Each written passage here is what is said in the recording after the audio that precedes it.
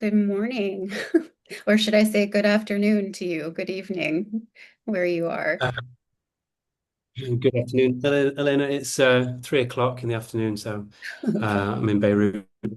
Yeah. Yeah, I don't know if the connection's good enough, but we'll give it a good Yeah, try. we'll give it a try. Thank you so much for taking some time to meet up and talk about your book. I know you're currently traveling. You're a researcher and you're traveling to do field work right now, so I appreciate your time. Um, you have a new book, and it is called Checkpoint 300, Colonial Space in Palestine, and it's available now from University of Minnesota Press. So that's very exciting. Congratulations on the book. Um, so I want to ask you a few questions about it and get a little bit of additional insight for readers who are potentially interested in the subject. So starting with what is Checkpoint 300? Well, I mean, thanks for having me. Yeah, it's a large checkpoint between Bethlehem and Jerusalem that sits between two really important centers of Palestinian life. Um, and it's in 2005, about 20 years ago, it was upgraded by the Israeli authorities to terminal status, which means it can deal with large volumes of people. And it's an interesting site because it has a vehicle gate. So like if you're a tourist coming from outside, you drive through the vehicle gate, and I guess you don't really realize that you're crossing into occupied territory. But if you're a Palestinian, West Bank Palestinian, you have to pass through on foot, which means negotiating a whole complex of corridors and turnstiles and biometric checks, etc. What I think is really important to note from the beginning is it's not a passage between Palestine and Israel in any sense. The Green Line, which is the internationally recognized line, I wouldn't say border, between Palestine, occupied Palestinian territories and internationally recognized Israeli territory, still 2 kilometers to the north. So everything described in the book takes place on Palestinian territory. You cross between bits of Palestine.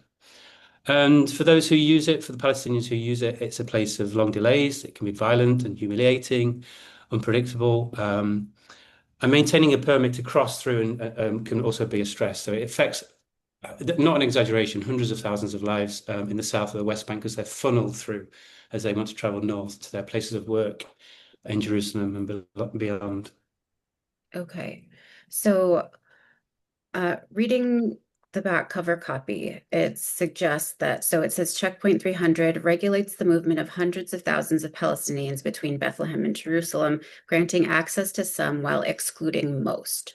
So who is allowed to pass through Checkpoint 300? Or perhaps it's easier to explain, so who is not allowed or who is allowed to go through it? Yeah, so it's run through a permit system. Those permits are issued by Israel, and it's mostly done according to the needs of the Israeli economy. So a lot of the workers are construction or agricultural workers traveling from the south of the West Bank and Bethlehem to go north. And you can be blacklisted as a Palestinian, West Bank Palestinian, for a number of reasons. It could be for union activity or political activism. If you've been in prison, which if you're a Palestinian, it's particularly easy to go to an Israeli prison. And then there's some other rules like being under the age of 30 or over the age of 50. And then there's a key one, which is a condition that's not explicitly written, but if you're a man who is not married and doesn't have a child, you're not generally issued a permit. So it means that all the crowds of thousands and thousands of people, about 7,000 people in normal times, let's say, not that anything's ever normal, but the thousands of people that we see traveling through, they're all men.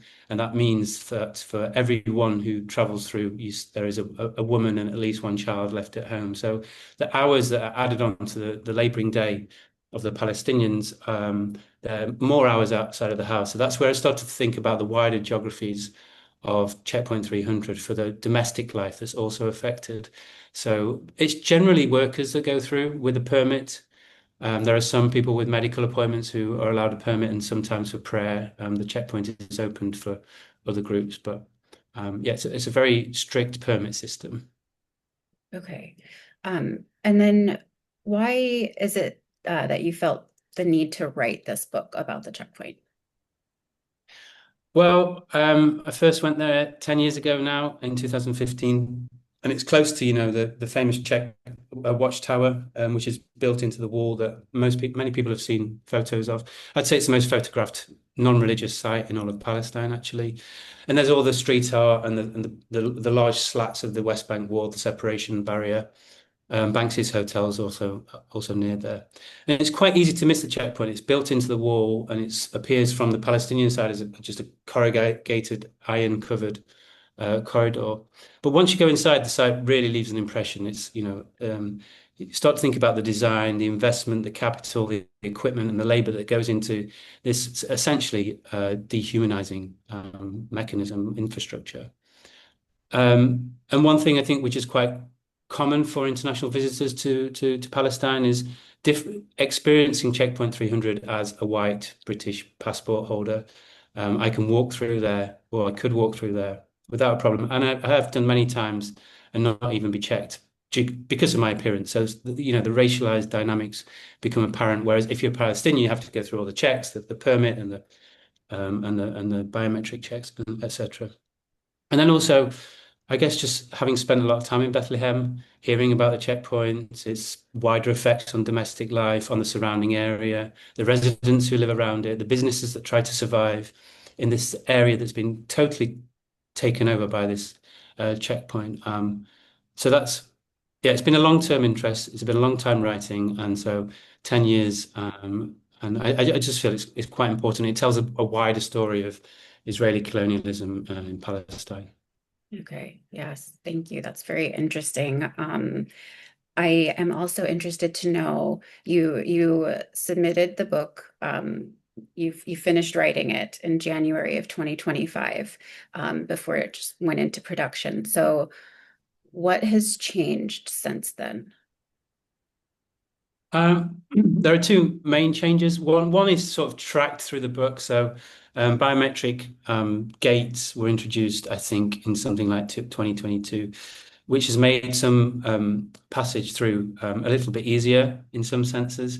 There are still large queues and large delays, but this has brought in new technology. So it brought a new geography, and so these technologies are developed in places like British universities, and then they're sold across the world to different companies as tested in the field, which is quite a common thing when we're thinking about the ways that security companies make money through testing their wares in security situations like Palestine, and we think about the Palestine laboratory, and a lot's been written about that. But the main thing is obviously the war on Gaza, Israel's war on Gaza. And the checkpoint is now only sporadically open. The area around, in terms of economic and social life, has been decimated, really. Businesses are closed, and the whole of Bethlehem and the whole of the West Bank is affected, and not been back since 2023. But I know a lot of friends there, and in this once vibrant area of Palestine it's just been affected by this horrendous war on Gaza. So those things have changed for sure. Okay. Um, so the book is already received, like being well received by other scholars. You've got some really nice praise from fellow scholars, including calling the book brilliant and sophisticated, evocative, and then calling your work a diligent analysis. And so it's clear that the book will be appreciated by other scholars, folks in the field, and I'm just curious, what does the book offer for, say, a general reader? Well, I mean, I tried to write it in an accessible way. Of course, I want to appeal to scholars. It's a work of academic labor. But I really wanted to paint a picture and bring together different geographies in an imaginative way, in a way that's also evidence-based. So I think I would claim at least that it's accessible to anybody who's concerned with mobilities and colonialism and injustice in some sort of wider way. And I think one thing that we're talking about at the moment a lot amongst anybody who actually cares about Palestine, which is a lot of people at the moment, is how there's a lot of international complicity in Israel's colonial regime in Palestine, in Gaza, in the West Bank, and in Israel itself. And so it shows and it names the companies that profit from security infrastructure, such as Checkpoint 300. And Chapter 5 especially details how a set of surveillance equipment and guns and weapons are developed and tested at Checkpoint 300, and then they're marketed elsewhere as battle tested.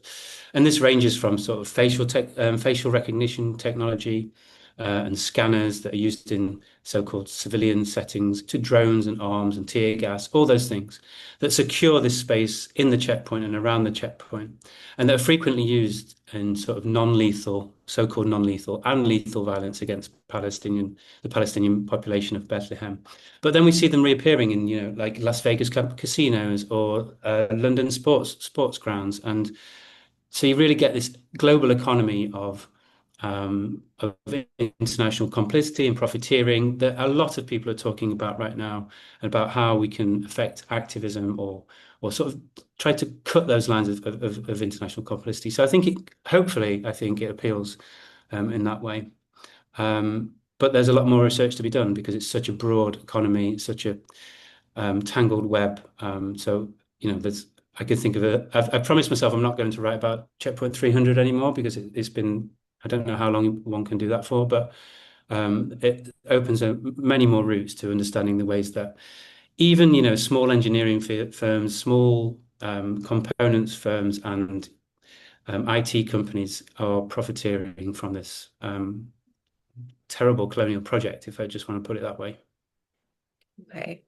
Well, it's a very important work, and I'm very excited to share that it's available now from University of Minnesota Press. Mark Griffiths, Checkpoint 300, Colonial Space in Palestine. Thank you so much for taking the time to talk to me today.